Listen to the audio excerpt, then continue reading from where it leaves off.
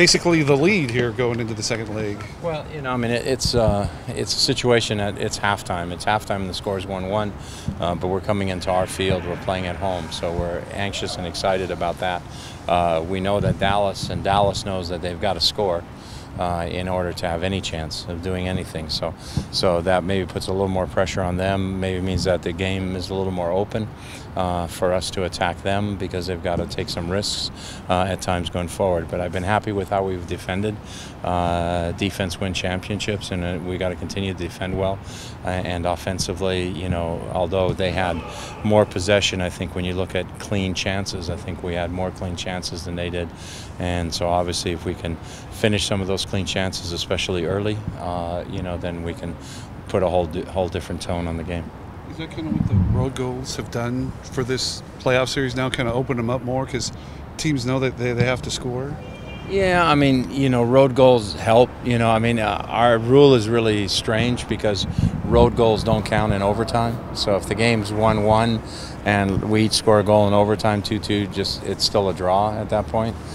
So be aware of that, and hopefully our fans are aware of that. But certainly it puts weight on that road goal. It shows the importance of it. I mean, you look at Champions League and you look at Portland's situation, you look at KC, who both basically got knocked out on road goals.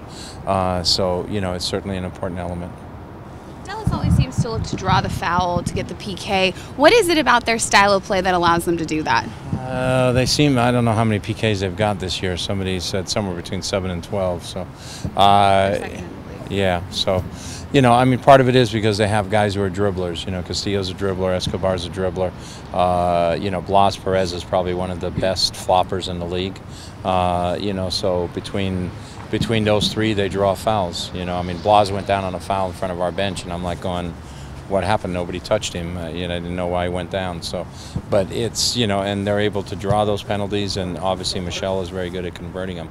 But their style of play, because they are a team that dribbles, is something that brings some of that with it. What sort of different challenges will Diaz present?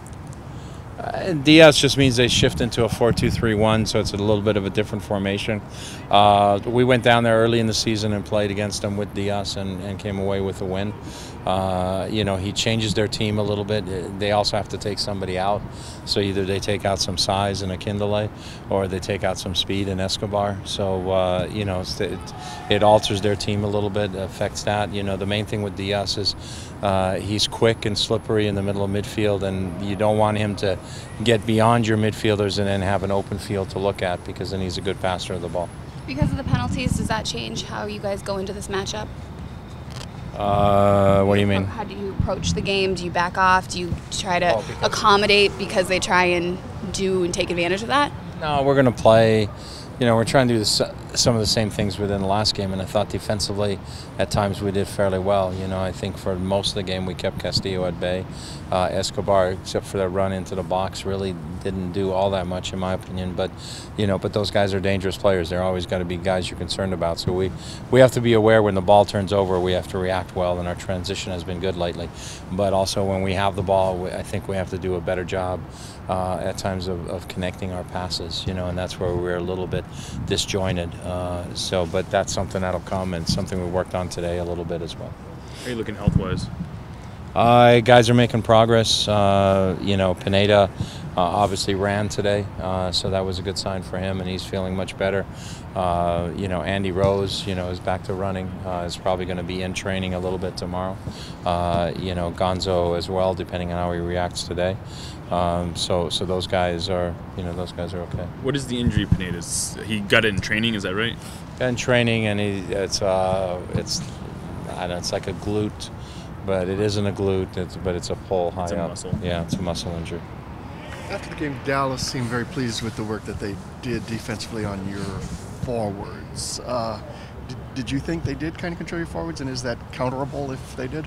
I think they did. I think they did a good job of pressing us and putting us under pressure and not allowing us to get into a really good passing rhythm. But on the same token, Oba has a breakaway. Oba has that chance right before the end of the first half. Clint had a couple of good looks where he normally hits the ball a little bit better than that. So when I look at it at the end of the day, I think Oba had 2 really quality looks, and I thought Clint had 2 real quality looks. And generally, if those guys get 4 looks of that quality, usually a couple of those are in the back of the net. So I'll take that trade-off any day. But I think they did a good job of pressuring us, made it difficult for us to really get into a good passing rhythm as we came forward. But I thought the beginning of the second half, we got more into our passing rhythm, and that helped us, as well in terms of creating the goal and drawing the foul. What was the motivation of going with Brad in central midfield as opposed to a Zira, for example? We just decided that, it was a situation that we had Nagel and Papa. Papa had played well off the bench in the last 2 games, so we felt for us to field our strongest team was best to bring Papa outside, and if we did that, that meant that Brad would come inside. And plus, we could see how the game went. We knew Nagel, has got a little bit of sore back going into that game, so we could monitor that, and then we knew Azira could come into one of those 2 positions and give us some fresh legs. What are your thoughts on Darwin Jones signing, and what do you think he can bring in the future? Well, we haven't signed Darwin Jones. He's still in college, so we can't talk to him at this stage. But obviously, he's our homegrown player. He's a player that we've, had and monitored for a while. He's trained with us, during his off seasons, from college, and he's a player that we're very interested in, But right now, he's still finishing up with the University of Washington. We hope he finishes his Pac-10 run really well, and that they go as far as possible in the NCAA playoffs and possibly win it. So, but he's definitely somebody who's on our radar. Aside from obviously that PK, the defense was able to shut down Dallas's attack. How difficult is it to do that 2 weeks in a row? It's what we got to do. I think it's what we got to do, and I think when you look at our games against the Galaxy, I think we did a pretty good job of shutting them down 2 weeks in a row, and they're a good offense. We played some good offensive teams, and we haven't given up too much. So it's a matter of us just making sure we're focused and concentrated, and then our crowd, we hope it's a sellout, that our crowd comes and gets behind us, because that gives us a tremendous boost. That's when, you're feeling a little tired or your energy's going, and you look up and you hear them. That just gives you that extra bit of adrenaline that you need at times. Playing a team like the Galaxy and shutting them out the last time you played them, was that good preparation to come into this playoff match? Yeah, it's good preparation because, as I said, defense is very important, to win things, and it's something that we've been sort of criticized for during the season, and I think they have responded really, really well. So it's a matter of continuing to build upon that, and a lot of that is confidence as well. Just kind of reconfirming your understandings that the gridiron will be gone by Monday. Correct. That's the reason the game's on Monday. If we would have played on Saturday, then the football lines would have been there. Or Friday, then the football lines would have been there. So the whole idea behind playing on Sunday is that they would be able to remove the lines.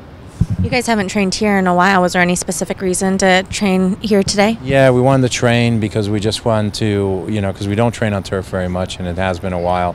So we knew today was going to be a little bit of a lighter training and more skill work.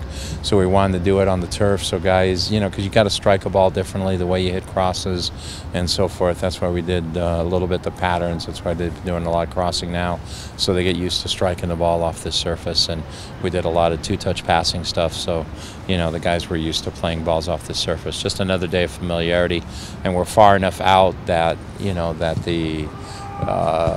the soreness that comes with playing on turf is out of your body by the time we play. Okay, I didn't see my practice. He is sick. He's got a little bit of a cold or a flu. We don't know which. So he was supposed to see the doctor, and but that's why we held him out. We wanted to make sure the other guys didn't get sick as well. Yeah, and those are guys. I mean, most of our guys took the flu shots. Those are a couple of guys who didn't take flu shots. So there's a story there. Flu shots are important.